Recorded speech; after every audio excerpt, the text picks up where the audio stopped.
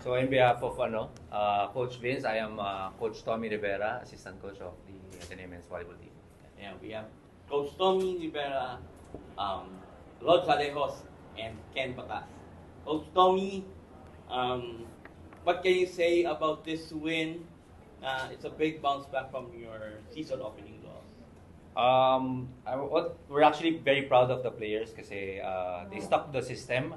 The first set was a bit shaky, pero when we got to sit and reflect on the mistakes in the first set, we just talked to the players and yun, na mag-stick sa system. Kaya nakakatuwa kasi lahat ng pinag-prepare ng mga previous days nag-materialize ngayong second game. So, yeah.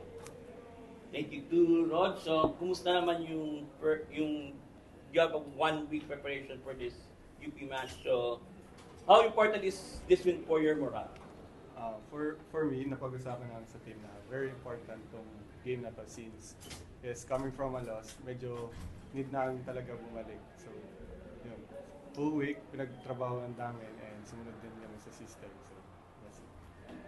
And to our reigning MVP, Ken. So, yun nga, playing limited minutes but you're contributing to the win. So, ano man sabi mo na yun nga, napaka-halaga itong panalo to para at least makangat kayo sa standings.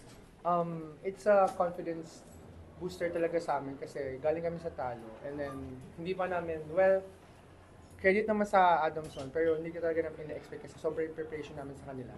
And then, yun nga, meron akong limited time limited playing time, but then again, alam ko yung capability ko, alam ko kung paano ko mag-contribute, alam ko, parang kilala namin sa isa, parang thankful na din ako sa trust na binibigay ng mga coaches sa akin. Sobrang laki ng trust nila sa akin. So, to pay back, parang kailangan ko din i-embrace yung role ko. Hindi naman kasi lagi maganda yung laro ng team eh. So, I have to really embrace the role na binigay sa akin ng mga coaches. Okay. Go ahead. Coach, when you took the first set, ano lang yung naging message sa team knowing na yun nga, galing rin kayo sa talo last game? Yun lang, again what I mentioned kanina, ni-remind lang talaga namin sila na if we play out of system and individually, hindi talaga kami mananalo. Kasi hindi rin naman yun yung game plan the whole preparation off-season. So, we just reminded them to stay to the system, stay within the system. And true enough, when they stuck with the system, talagang naging role players lang din sila inside.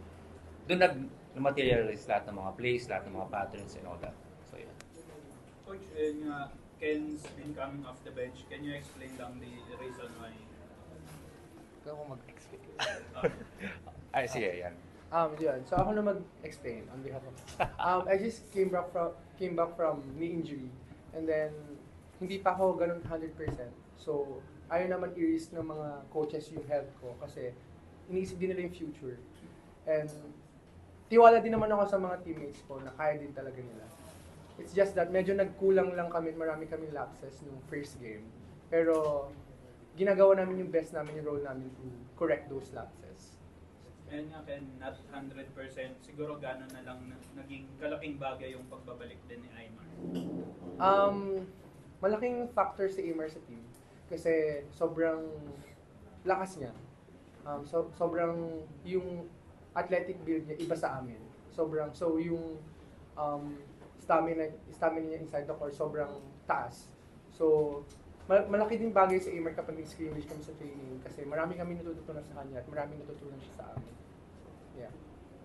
Rog, para sa'yo, first 2 games dito sa iyo, paano mo na lang ina-embrace yung pressure ng rookie season mo at ngayon agad a team that's looking to break into the Final Four na? Paano mo ina-embrace yung pressure na to?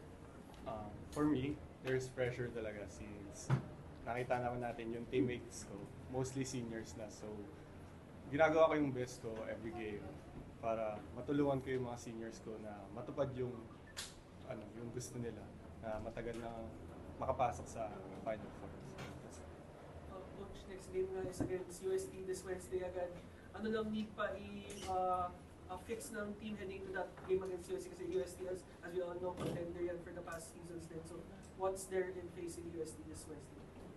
Yun. So we'll be going back to the drawing board to prepare to study the patterns and plays ng UST. But I think very similar ang playing style ng Ateneo and UST. So it's just a matter of who's becoming more disciplined in pushing through with the system. So yeah, yun lang, polish lang kasi definitely we have the manpower, we have the firearms within them, di ba? So kaya-kaya yan, makipagsabayan. It's just a matter of discipline lang talaga. Thank you.